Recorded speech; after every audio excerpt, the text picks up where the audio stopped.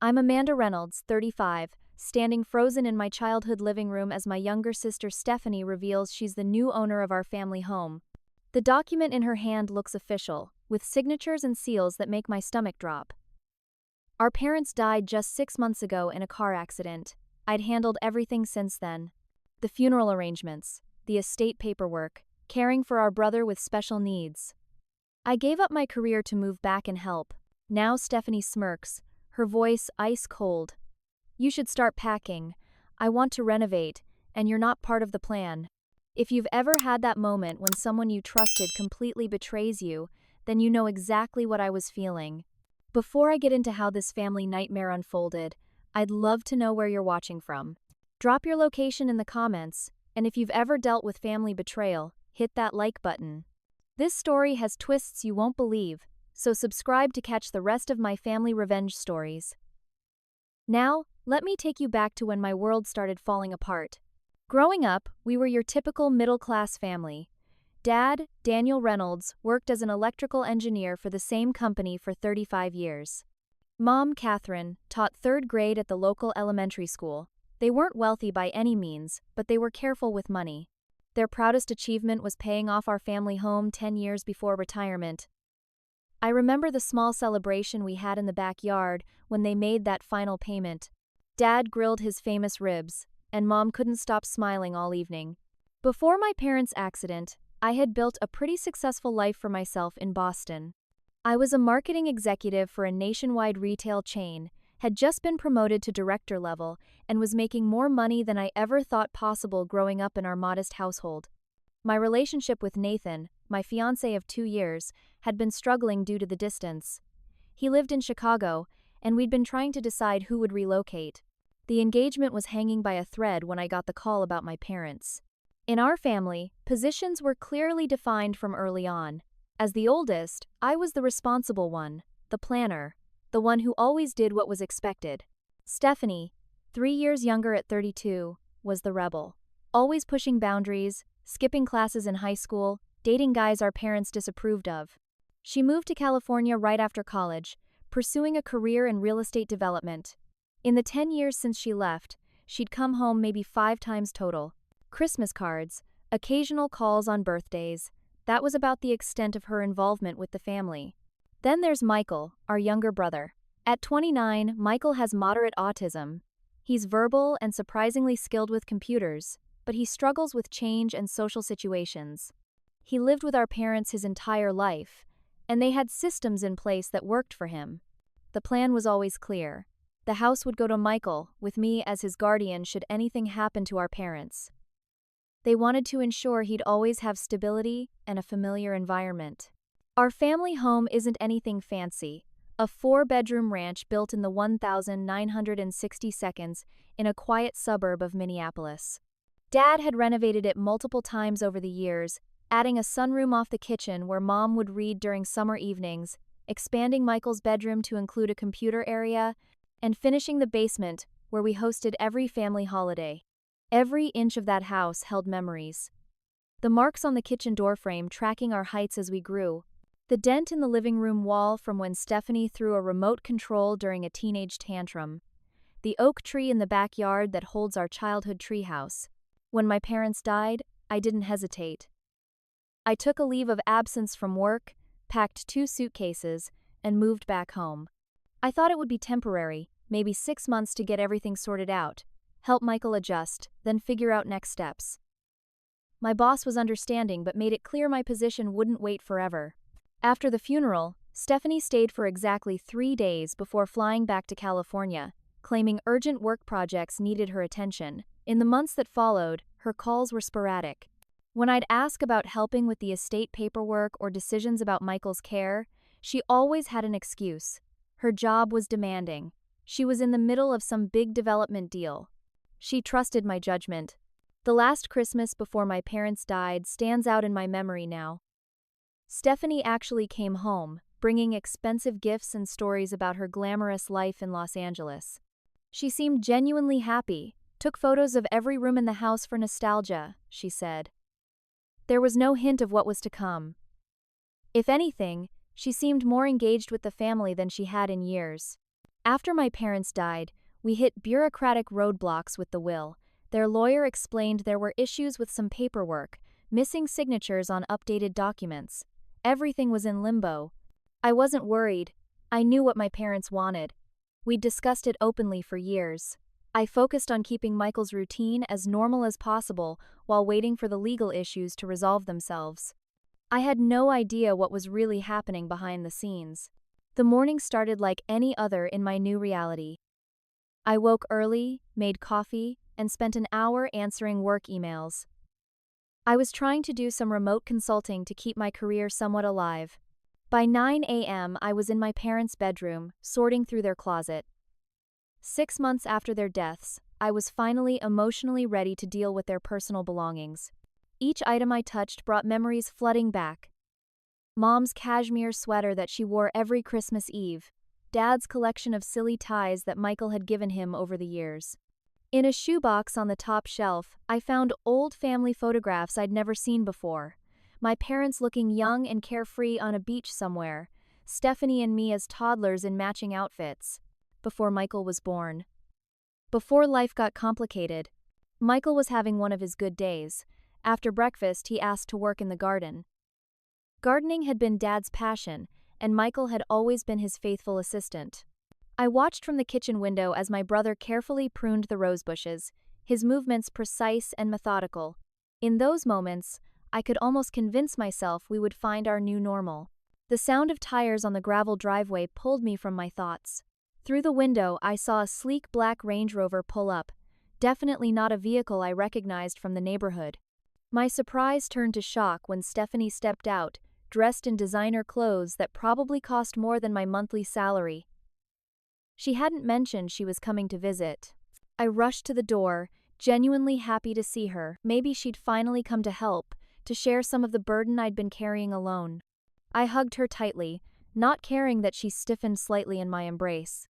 "The house looks exactly the same," she said, her eyes scanning the entryway with an expression I couldn't quite read. So much potential. Throughout the morning, I noticed Stephanie walking through rooms, making notes on her phone, occasionally pulling out a measuring tape. When I asked what she was doing, she smiled brightly, too brightly, and said she was just refreshing her memory. Michael was ecstatic to see his middle sister. He showed her his latest computer project and the collection of model trains Dad had helped him build. Stephanie nodded and smiled, but I could tell her attention was elsewhere. Her responses to his enthusiastic explanations were distracted, her smiles not quite reaching her eyes. I prepared lunch, nothing fancy, just sandwiches and salad. As we ate, Stephanie peppered me with questions about the neighborhood. Had the Millers next door ever mentioned selling? What did I think the house would appraise for in today's market? Was that new shopping complex still being built near the highway? I answered as best I could, a sense of unease growing in my stomach. "So, have you thought about what you're going to do long-term?" Stephanie asked, carefully casual. "I mean, you can't put your whole life on hold forever for this place." "We're managing," I replied. "Michael needs stability right now. Once the will is settled and guardianship is official, I'll figure out next steps." "About that," Stephanie said, setting down her water glass with deliberate precision. "We should talk." After lunch, Stephanie suggested we sit in the living room. Michael had retreated to his room for his afternoon computer time, part of the strict routine he needed. I settled onto the sofa, the same spot where I'd sat countless times with our parents. Stephanie remained standing, walking slowly around the room, trailing her fingers over the mantelpiece, the bookshelves, the family photos. Then she turned, pulled a folder from her designer handbag, and extracted several official-looking documents. "I've been wanting to tell you in person," she said, her voice suddenly businesslike. "I already signed the deed. As of today, I'm the owner of this house." I stared at her, certain I'd misheard. "What are you talking about?" "Dad signed the house over to me before he died," she said, handing me the document. "It's all legal. I've kept quiet about it while the transfer was being processed, but it's official now." My hands shook as I looked at the paper. My father's signature was there, alongside official stamps and notary seals. "This isn't possible," I said, my voice barely above a whisper. "Mom and Dad always said the house would go to Michael, with me as his guardian. They would never change that without telling me." Stephanie's face hardened. Well, they did. And now we need to discuss your living arrangements. I'm thinking of completely renovating. This place is so dated. What about Michael? I demanded, my shock turning to anger. This is his home. He can't just be uprooted. There are excellent group homes, Stephanie said dismissively. It's probably better for him anyway. More professional care. I stood up so quickly the documents scattered across the floor.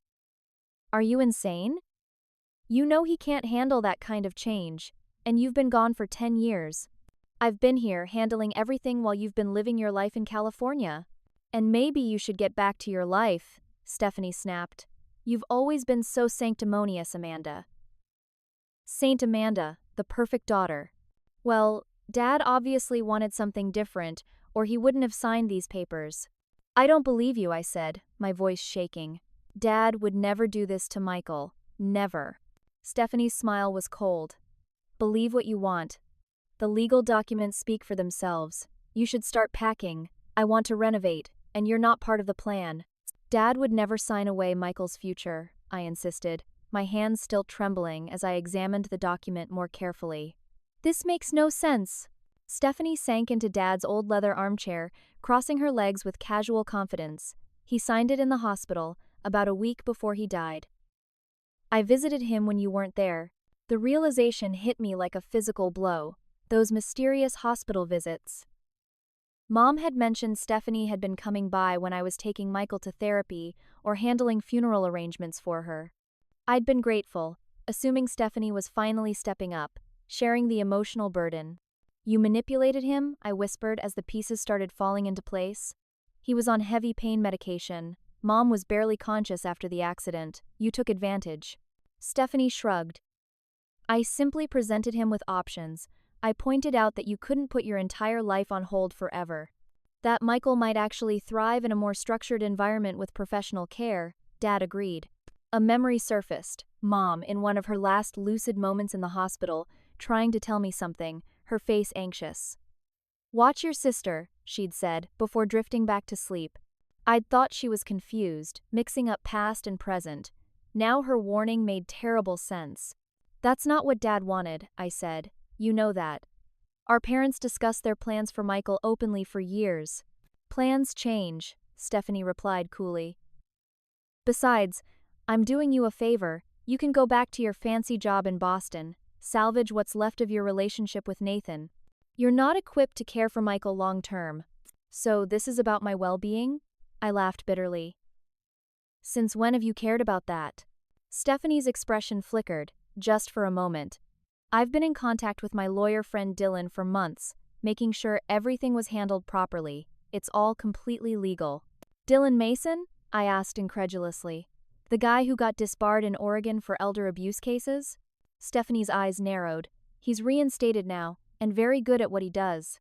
I'm sure he is, I said, feeling sick. So what happens now?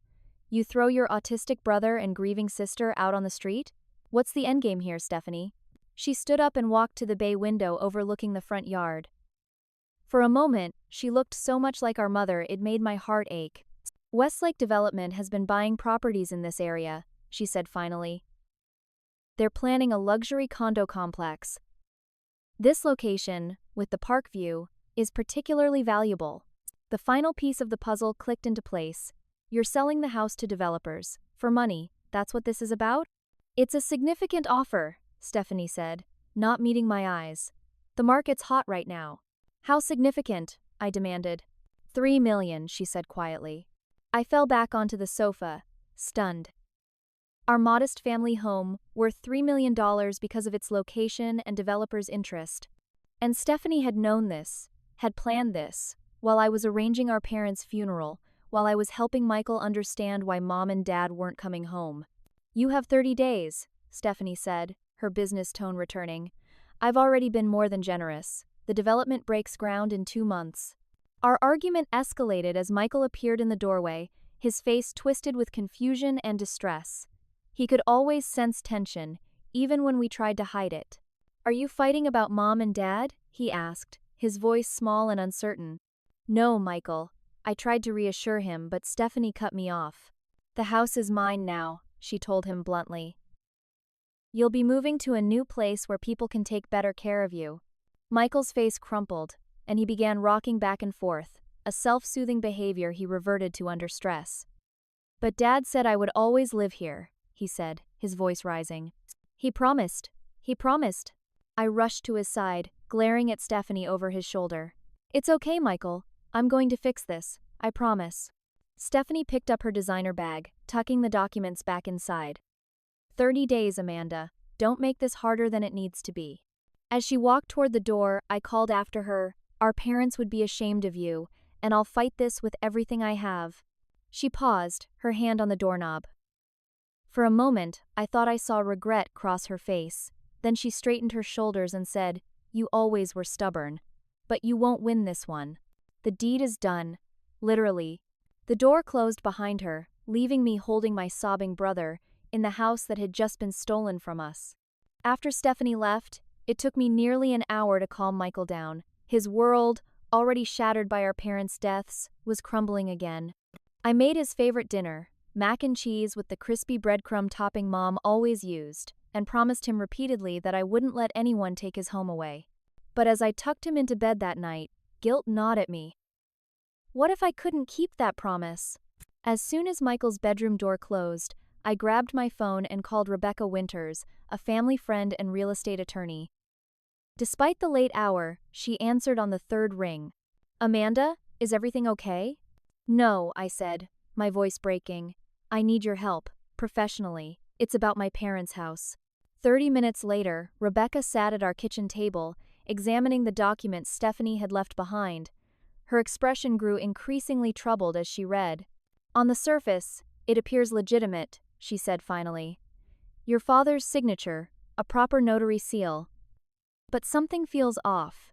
My father would never do this, I insisted. He was on heavy pain medication after the accident, and our mother was suspicious of Stephanie's hospital visits. Rebecca nodded slowly. That could constitute diminished capacity or undue influence. Both are grounds for challenging a deed transfer. But Amanda, I need to be honest. These cases are difficult to prove, especially when the person who allegedly signed the document is deceased. Sleep was impossible that night. While Rebecca took the deed with her to examine more thoroughly, I paced the house, searching for anything that might help our case. In my parents' bedroom, I found Mom's diary hidden in her nightstand drawer. I'd seen her writing in it throughout my life but had never read it, respecting her privacy even after her death. Now, I hesitated only briefly before opening it. The most recent entries were from just before the accident. My hands trembled as I read. Stephanie came by the hospital again today, said she was just checking on her dad, but I caught her looking through our financial documents in the overnight bag. Something doesn't feel right. She's never shown this much interest in family matters before. Tried to tell Amanda, but I'm so tired from these medications. Several pages later, Daniel signed something for Stephanie today. I was drifting in and out, couldn't see what it was. He was so heavily medicated. Nurse Johnson seemed concerned too. Must tell Amanda when I'm more clear-headed. But she never got the chance to tell me. Her condition had deteriorated rapidly after that, and we lost her 3 days later. Dad followed within the week. The next morning, I met with Dr. Phillips, my father's primary physician during his hospital stay. I remember being concerned about his cognitive state during those final weeks. Dr. Phillips confirmed after I explained the situation. The pain medications we had him on can cause confusion, even mild hallucinations in some cases. I noted several times in his chart that he wasn't consistently lucid. Would he have been capable of understanding a legal document? Of making an informed decision about property transfer? I asked. Dr. Phillips hesitated. Medically speaking, I would have advised against him making any major decisions in that condition. His judgment would have been severely impaired. Armed with this information, I returned to Rebecca's office, where she had more news for me. I've been speaking with some of the hospital staff, she said. A nurse named Johnson remembers your sister's visits vividly. Said she specifically timed them for when your father had just received pain medication, and she overheard an argument between your sister and mother. Hope flickered inside me. So we can fight this? Rebecca's expression was cautious. We have grounds for a case. Suspicious timing, potential diminished capacity, your mother's documented concerns. But Amanda, this will be expensive, time-consuming, and emotionally draining, and there's no guarantee we'll win. I don't have a choice, I said firmly. This is Michael's home, his stability. I promised my parents I'd protect him, and I promised him I wouldn't let Stephanie take his home away. Whatever it costs, whatever it takes, I have to try. As I left Rebecca's office, my phone buzzed with a text from Nathan, my almost ex-fiancé. Just checking in, how are you holding up? I'd been so consumed with Michael and the estate that I'd barely communicated with him in months. Impulsively, I called him. Amanda? His voice was warm, concerned. Is everything okay? No, I admitted, and for the first time since Stephanie's visit, I broke down completely, sobbing into the phone as I sat in my parked car. When I finally managed to explain the situation, Nathan's response surprised me. I'm catching the next flight to Minneapolis. You shouldn't be dealing with this alone. But what about work? Your life in Chicago? Some things are more important, he said simply. That night, alone in the house while Michael slept, I couldn't stop thinking about everything that had happened, the loss of our parents, Stephanie's betrayal, the uncertain future ahead. If you're still with me on this journey, I can't thank you enough for listening. Family betrayal cuts deeper than any other kind, and sometimes just knowing we're not alone in these experiences helps us find the strength to keep fighting. If this story is resonating with you, please hit that like button, and if you know someone facing similar family struggles, consider sharing this video. In the next part, I'll reveal the shocking evidence we uncovered about Stephanie's true motivations. The next morning, I woke with new determination. Nathan would arrive that evening, but I couldn't wait to start digging deeper. After getting Michael settled with his routine, breakfast, morning computer time, helping with simple household chores, I attacked the home office where Dad had kept all the family paperwork. In the bottom drawer of the filing cabinet, buried under tax returns and insurance policies, I found it, a draft of my parents' original will, dated just 3 months before their accident. It clearly stated their intentions. The house would go to Michael, with me as his guardian and trustee of a modest trust funded by their life insurance. I called Rebecca immediately. I found their real will, I said breathlessly. Unsigned? She asked. Yes, but it's dated, and it explicitly contradicts what Stephanie claims Dad wanted. It's helpful, Rebecca said cautiously. Not definitive, but it establishes their consistent intent. Encouraged, I continued searching. In a box of old correspondence, I discovered years of letters from Stephanie to our parents, requests for money, explanations of financial emergencies, promises to pay them back. The most recent was dated just 2 months before the accident, asking for $15,000 to cover temporary cash flow issues with her real estate business. I took a break to check on Michael and found him staring at old family photo albums. I miss Mom and Dad, he said simply. Stephanie's different now. She used to play games with me. When was the last time she played games with you? I asked gently. Before she moved away, she needed money from Dad for her gambling problem. I wasn't supposed to hear that, but I did. I froze. Gambling problem? Are you sure that's what they said, Michael? He nodded, completely certain. Dad said, "This is the last time we bail you out for gambling debts, Stephanie." I remember because I had to look up what gambling meant. This new information led me to Thomas Reeves, Dad's closest friend and fishing buddy for over 20 years. We met at his workshop where he built custom furniture, a hobby he and Dad had shared. Your father was worried sick about Stephanie last year, Thomas confirmed, carefully sanding a table edge as we spoke, said she'd gotten in deep with some casino debts. Your folks sent her money at least 3 times that I know of. Daniel was torn up about enabling her, but Catherine couldn't bear the thought of Stephanie facing those kinds of creditors. Did he ever mention changing his will? Giving Stephanie the house instead of leaving it for Michael? Thomas looked up sharply. Absolutely not. The opposite, in fact. Last time we spoke, maybe 2 weeks before the accident, he mentioned meeting with his lawyer to make sure everything was ironclad for Michael's future. Said it was more important than ever given. Well, given Stephanie's issues. I drove home with my mind racing. Stephanie's successful California real estate career, was any of it real? I spent the afternoon researching online, looking for any trace of her professional presence in Los Angeles. Her supposed company, Reynolds Luxury Properties, had a website that hadn't been updated in over a year. Her name appeared in only one real estate listing as a junior associate. Her glamorous Instagram account showed her at high-end properties, but I noticed they were all tagged as belonging to Westlake Development, the same company supposedly interested in our neighborhood. When Nathan arrived that evening, I was surrounded by papers and laptop screens in the dining room. "You look like a detective in a crime movie," he said, dropping his suitcase to give me a long hug. "I feel like one," I admitted. "And the more I uncover, the worse it gets." Together, we compiled everything I'd discovered. The next morning, we drove to the address listed for Stephanie's lawyer friend Dylan. Instead of a professional office, we found a small house in a rundown neighborhood. Dylan himself answered the door in sweatpants and a stained t-shirt. When I introduced myself as Stephanie's sister, his expression shifted from confusion to wariness. "I'm not talking about client matters," he said, moving to close the door. Nathan stepped forward, his voice low and serious. "We're not asking you to break confidentiality, but you should know we're building a case for fraud and elder abuse.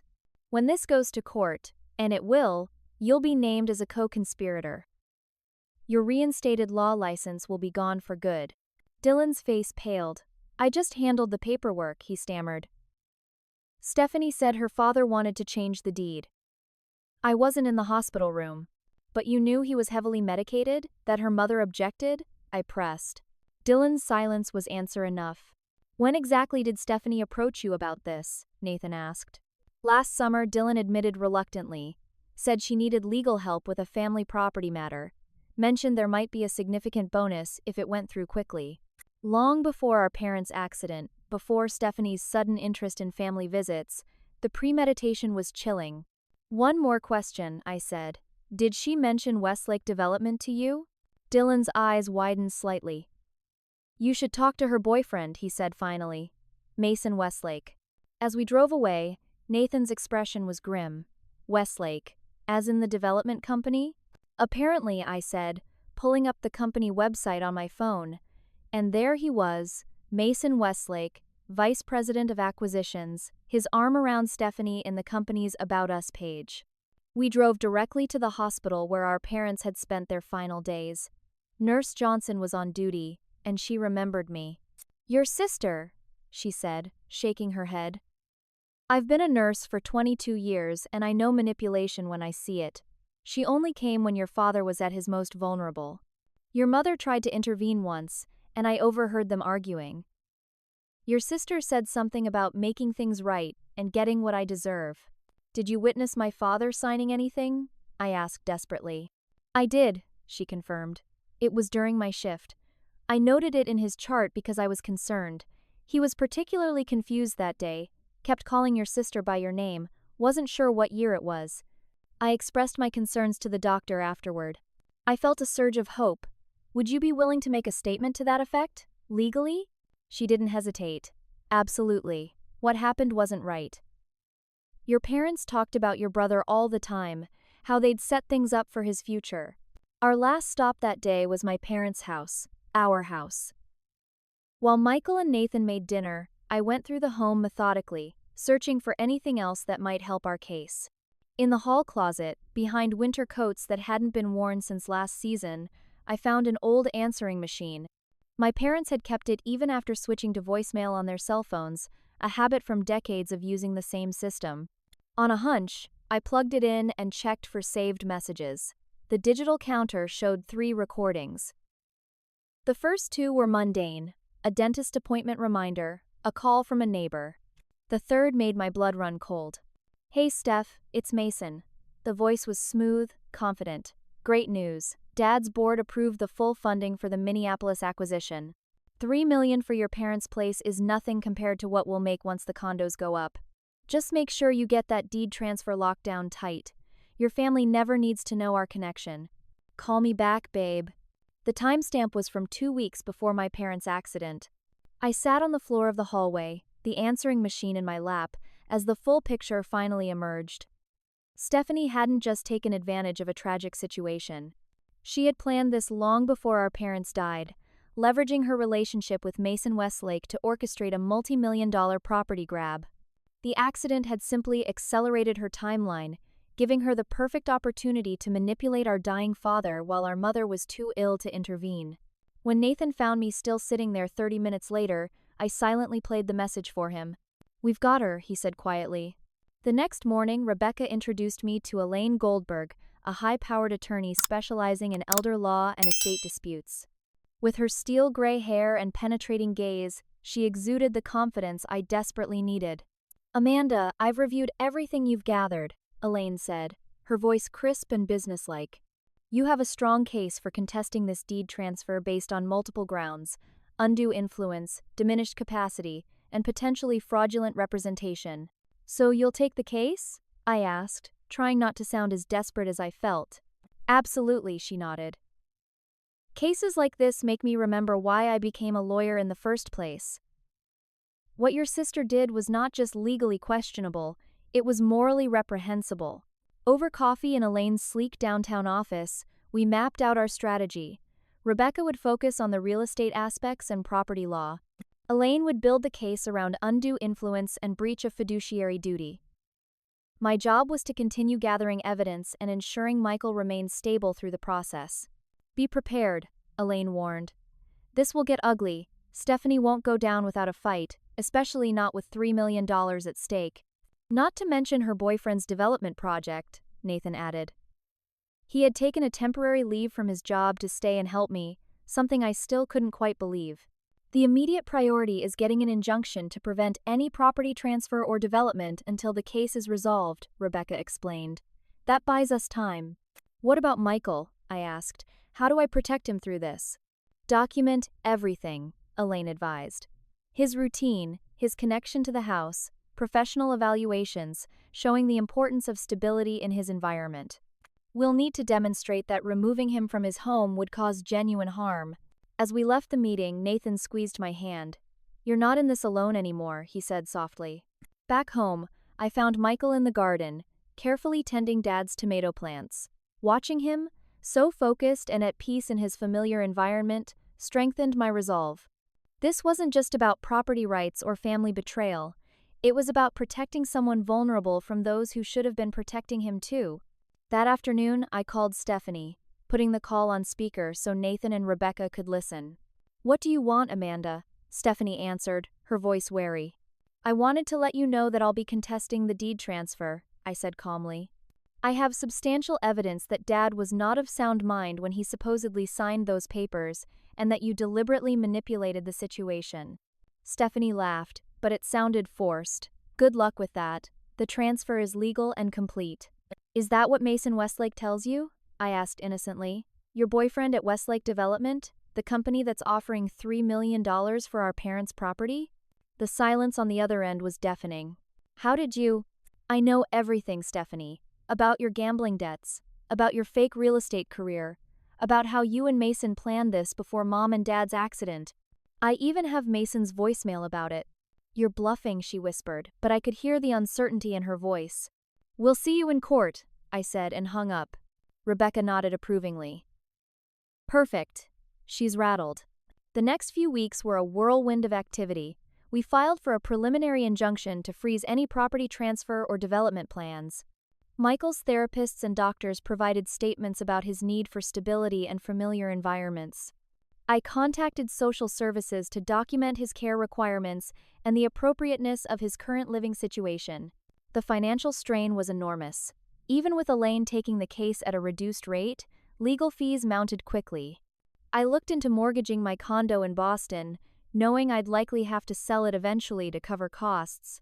Nathan contributed what he could, but I felt guilty accepting his help given our uncertain relationship status. "Stop," he said when I tried to raise the subject one night.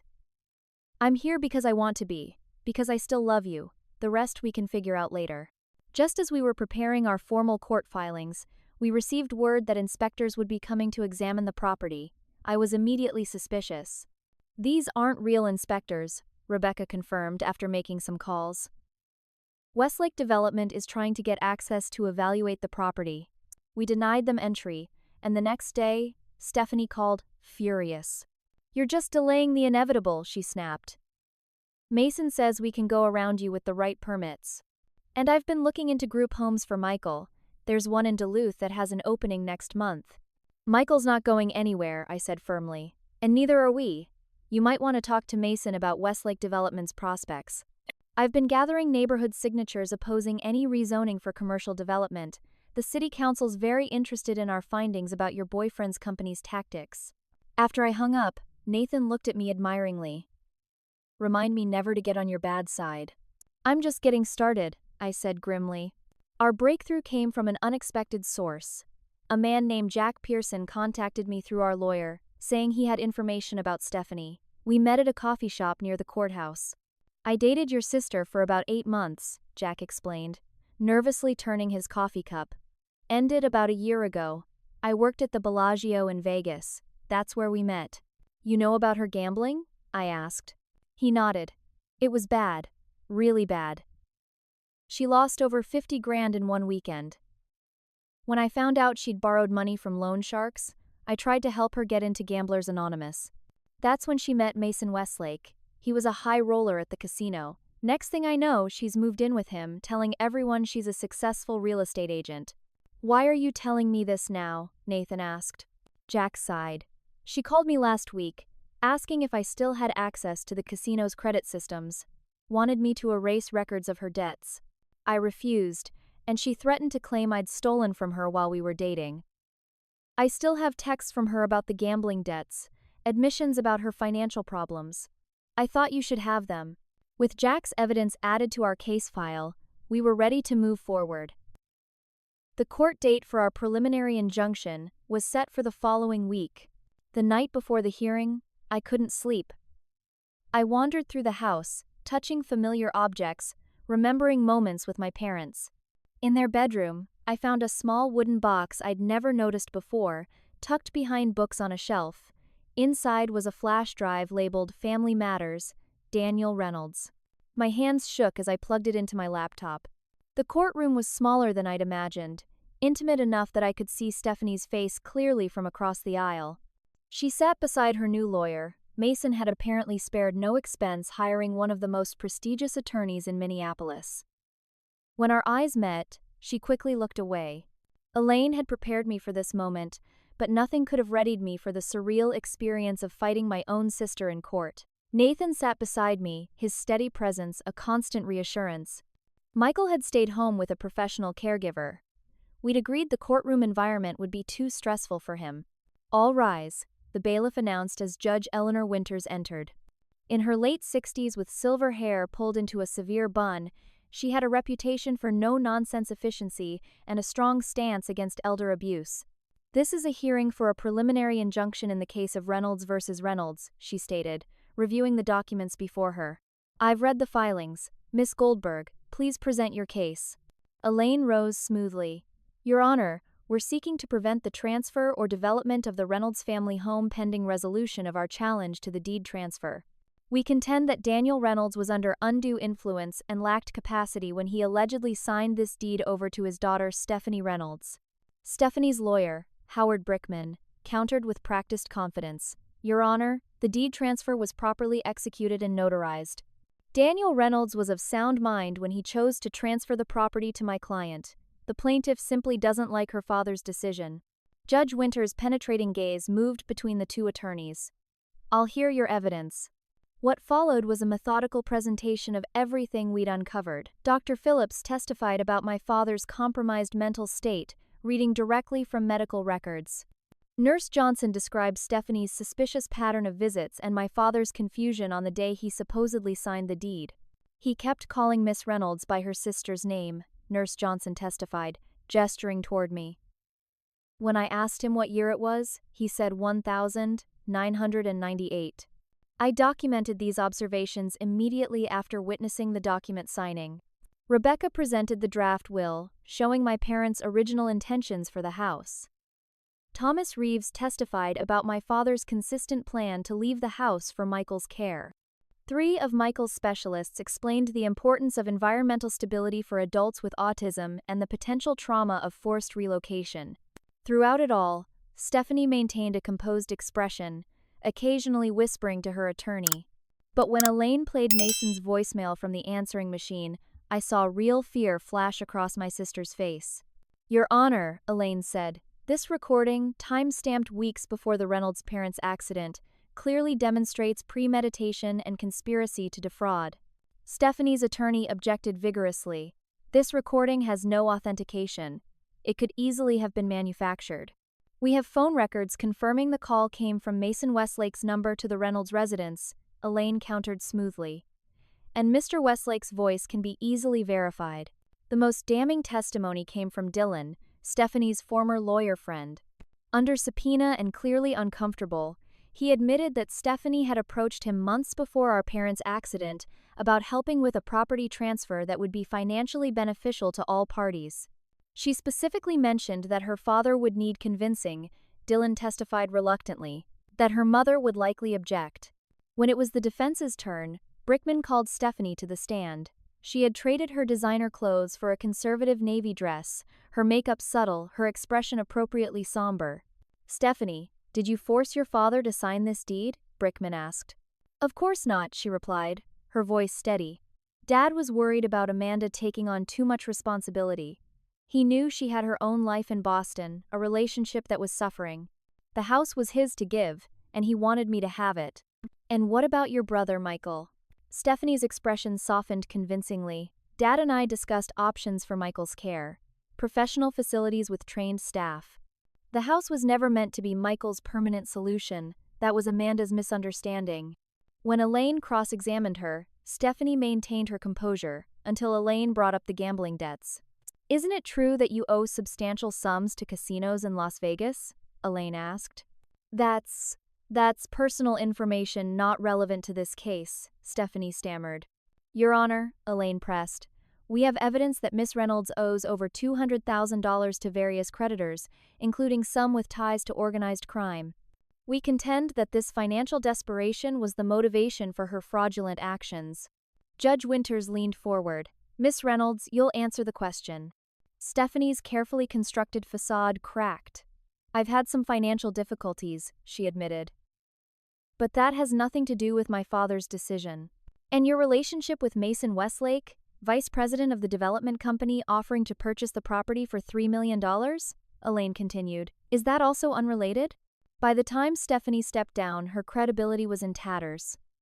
Mason Westlake, called next to the stand, did her case no favors. Clearly uncomfortable under oath, he distanced himself from the situation, claiming he'd only recently learned about the property's availability.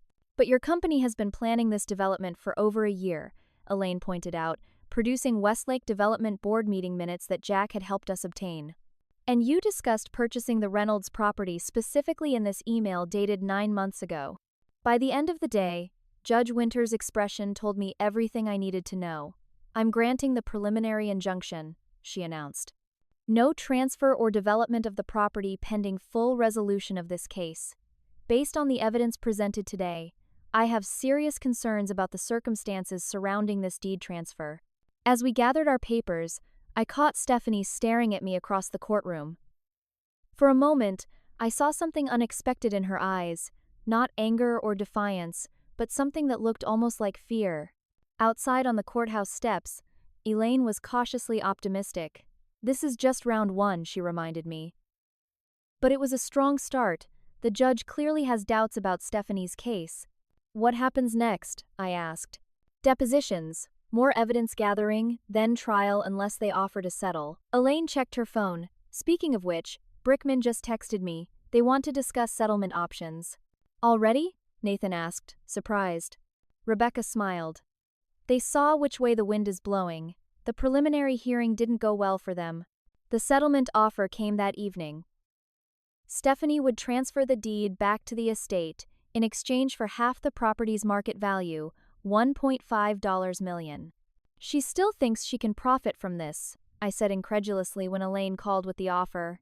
It's a starting point for negotiations, Elaine replied. But you don't have to counter if you don't want to. I don't, I said firmly.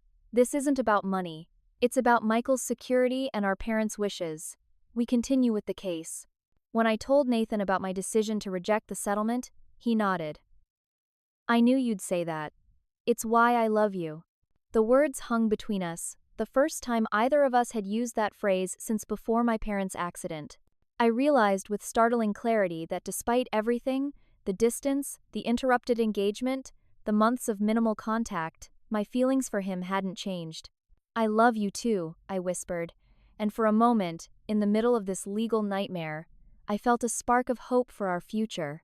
2 weeks after the preliminary hearing, with depositions scheduled to begin the following Monday, I found myself unable to sleep. The house felt especially quiet that night. Michael was at a special overnight program his therapist had recommended to help build his independence, and Nathan had flown to Chicago for 3 days to handle work matters he couldn't postpone any longer. At 2 a.m., I gave up on sleep and decided to do something productive. The attic was the one area of the house I hadn't thoroughly searched yet, a task I'd been avoiding because of the dust and the emotional weight of the family memories stored there. The pull-down ladder creaked as I climbed into the musty space. My flashlight beam cut through darkness, illuminating cardboard boxes labeled in Mom's neat handwriting, Christmas decorations, school projects, baby clothes. A lifetime of memories, carefully preserved. In the far corner, partially hidden behind an old dress form Mom had used for sewing, I spotted a metal lockbox I didn't recognize.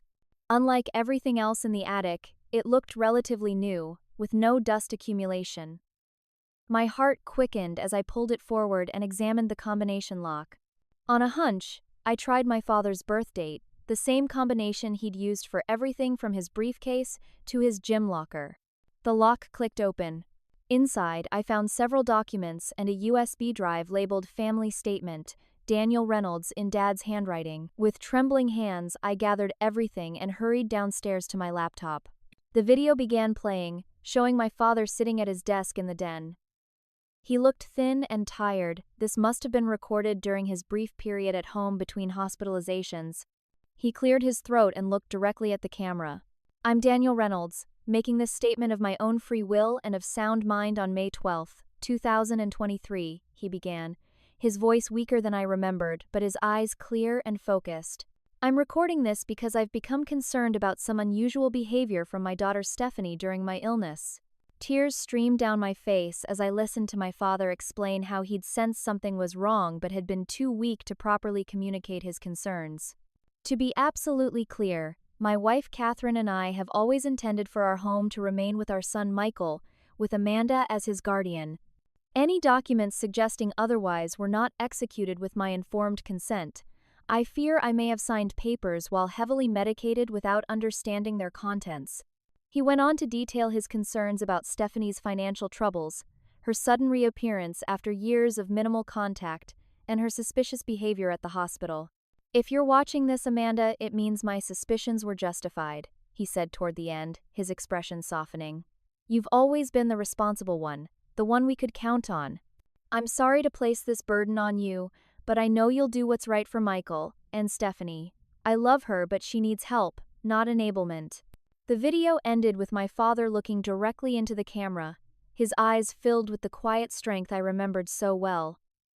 "The house belongs to Michael, with Amanda as his guardian. That was always our plan, and it remains my explicit wish." I sat in stunned silence as the screen went dark. After months of fighting, of gathering evidence piece by piece, here was the definitive proof of my parents' intentions, directly from my father himself. The USB drive contained other files as well. A formal statement my father had recorded with the family lawyer as his condition worsened, digital copies of the original will draft, and a document detailing an attempted manipulation by Stephanie years earlier, when she'd tried to convince our parents to mortgage the house to invest in a guaranteed return scheme that turned out to be fraudulent. There was also a complete digital copy of Mom's journal, including entries I hadn't found in the physical version. She had been more suspicious of Stephanie than I'd realized, documenting multiple instances of concerning behavior during their hospital visits. Most damning of all was a complete set of medical notes from the day the deed was allegedly signed, showing that my father had been officially declared temporarily incompetent by his medical team just hours before the document was executed, information Stephanie and her lawyer friend Dylan had deliberately concealed. With hands still shaking from the discovery, I called Elaine despite the late hour. "I found it," I said when she answered groggily. "Absolute proof." Dad made a video statement. By morning, Our legal team had reviewed everything from the lockbox. Elaine was ecstatic. "This is the smoking gun," she declared. Stephanie's case just went up in flames. We immediately filed the new evidence with the court. Within hours, Stephanie's lawyer, Howard Brickman, contacted Elaine requesting an urgent meeting. "Her entire legal team wants to withdraw from the case," Elaine reported, barely containing her satisfaction. Brickman claims they had no knowledge of the medical declaration of incompetence. "They're running scared." 2 days later, Nathan at my side, I agreed to meet with Stephanie at Elaine's office. My sister looked nothing like the confident woman who had strutted into our family home months ago. Her designer clothes had been replaced by simple jeans and a sweater. The makeup couldn't hide the dark circles under her eyes.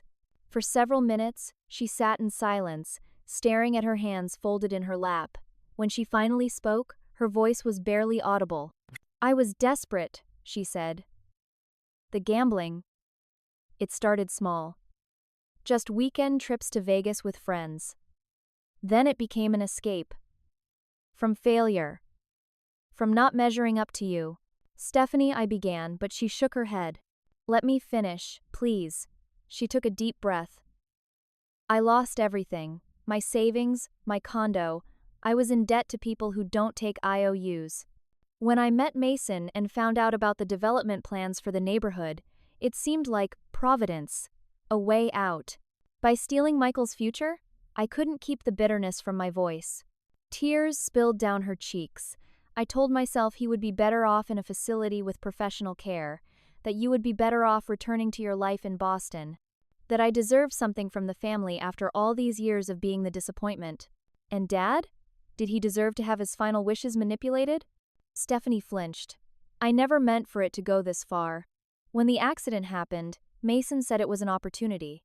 That with both of them in critical condition, it would be easier to." She trailed off, unable to finish. "To take advantage of them," Nathan supplied, his voice hard. "Yes," Stephanie whispered.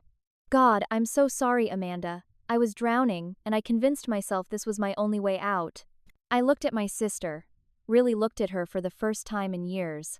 Behind the facade of success and sophistication, I saw something I recognized all too well. The scared little girl who had always felt she couldn't measure up, who had run away rather than face her own perceived inadequacies, who had fallen into self-destructive patterns rather than ask for help. "What happens now?" I asked Elaine. "Stephanie has agreed to sign a full confession admitting to fraud and undue influence," Elaine explained.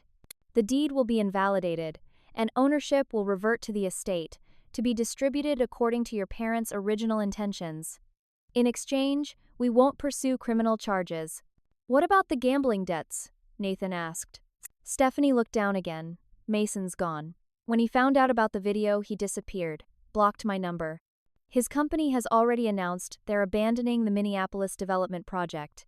"That doesn't answer the question," I said. "I owe just under $300,000, Stephanie admitted. Some to casinos, some to less formal lenders. The sum was staggering. Despite everything she'd done, the thought of my sister in danger from loan sharks made my stomach turn. "There's something else you should know," Stephanie added quietly. "I've been diagnosed with a gambling addiction. My lawyer helped me get into a treatment program. I start next week." I sat back, overwhelmed by conflicting emotions, vindication, lingering anger, and an unexpected flicker of compassion for the broken woman before me. "I'll need time," I said finally, "to process everything, to figure out if there's a way forward from here." Stephanie nodded, wiping away tears. "I understand. I don't expect forgiveness. I just want you to know how sorry I am." "For everything." As we stood to leave, Stephanie reached out hesitantly, touching my arm. "How's Michael? Is he okay?" "He's managing," I said.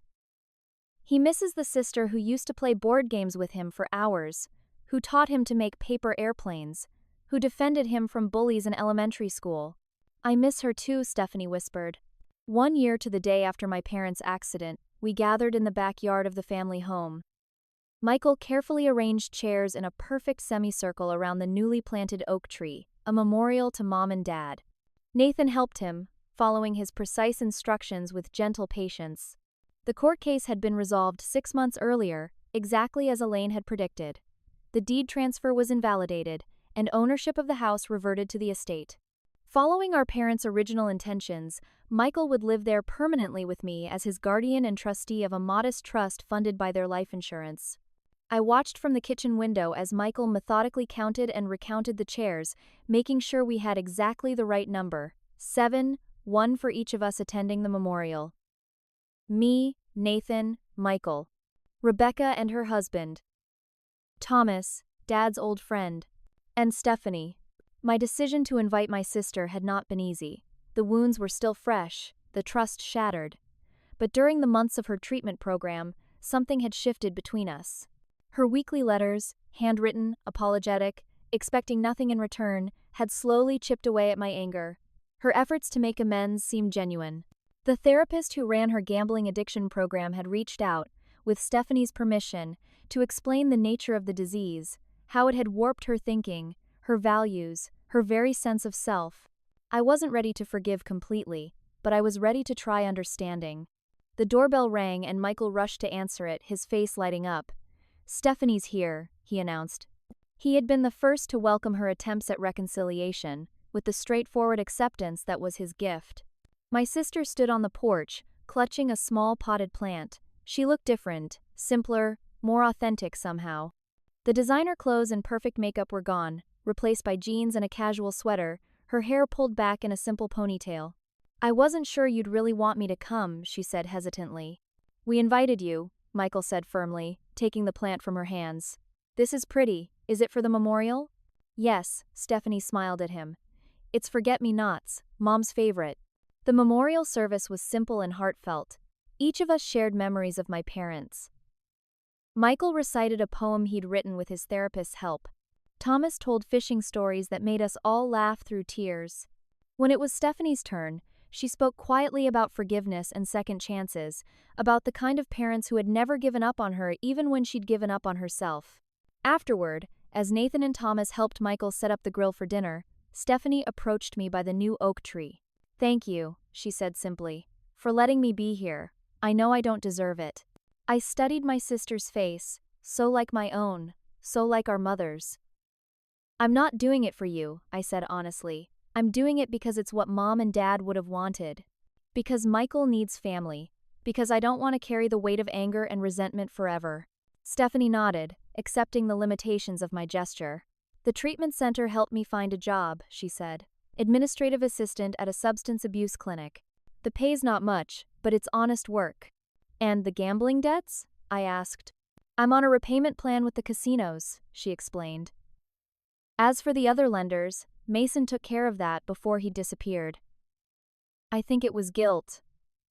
Or fear of being implicated. We stood in silence for a moment, watching Michael laugh at something Nathan said. "He's good with Michael," Stephanie observed. "He is," I agreed. After months of commuting between Chicago and Minneapolis, Nathan had finally relocated permanently. His financial analysis skills had quickly landed him a position at a local investment firm. Last month, he had proposed in my parents' garden, with Michael as his enthusiastic accomplice. The ring was simple, not flashy, just like our plans for the future. "I've been thinking a lot about inheritance," I said suddenly. "About what our parents really left us." Stephanie looked at me questioningly. "Not the house, not money, but values, memories, a sense of responsibility toward each other." "I threw all that away," Stephanie said quietly. "Maybe," I acknowledged. "Or maybe you just lost sight of it for a while."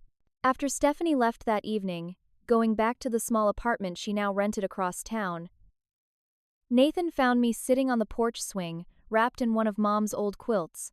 "Penny for your thoughts?" he asked, sitting beside me. "I was thinking about forgiveness," I said.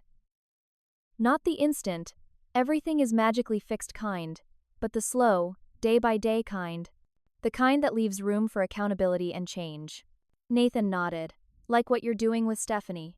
"I don't know if we'll ever be close again," I admitted. "But I don't want Michael to lose another family member. And I don't want to spend the rest of my life defined by betrayal and bitterness." Inside, we could hear Michael playing a video game, his happy exclamations a reminder of why all the struggle had been worthwhile. My decision to permanently relocate to Minneapolis hadn't been easy. I'd given up my director-level position in Boston, starting a freelance marketing consultancy instead that allowed me to work from home while caring for Michael. The flexible schedule meant I could accommodate his therapy appointments and support his increasing independence. Looking at the house, our house, I felt a deep sense of peace. Not because we'd won the legal battle, but because we'd honored what really mattered: the promise to protect Michael, to maintain the stable environment he needed, to preserve the home that had been the center of our family's life. Nathan's arm tightened around me. "Your parents would be proud of you," he said softly. "Of all of us," I corrected, thinking of Michael's resilience, Nathan's unwavering support, and even Stephanie's difficult steps toward redemption. 1 year after standing frozen in my childhood living room, hearing my sister claim ownership of our family home, I had lost many things: my parents, my career trajectory, my naive trust in family loyalty. But I had gained others: a deeper relationship with Michael, a renewed commitment with Nathan, and perhaps, eventually, a healthier connection with Stephanie. The house remained where it had always belonged: a sanctuary for Michael, a repository of family memories, a foundation for building a new future. Not a possession to be claimed or fought over, but a legacy to be honored. As the sun set over the neighborhood, painting the sky in brilliant oranges and pinks, I thought about all the families out there navigating their own complicated relationships, their own painful betrayals and difficult reconciliations. If you've stuck with me through this entire story, I hope it's given you some comfort knowing you're not alone in these struggles. Family dynamics are messy and complex, but there's always possibility for healing, even when the path forward isn't clear. I'd love to hear your thoughts on forgiveness and family relationships in the comments below. Have you experienced a family betrayal? Were you able to find a path toward healing? Hit that like button if this story resonated with you, subscribe for more real-life family stories, and share this video with someone who might need to hear that even after the deepest betrayals, rebuilding is possible. Thank you for listening to my family's journey, and remember, sometimes the most valuable inheritance isn't what's written in a deed or will, but the values and love that shape who we become.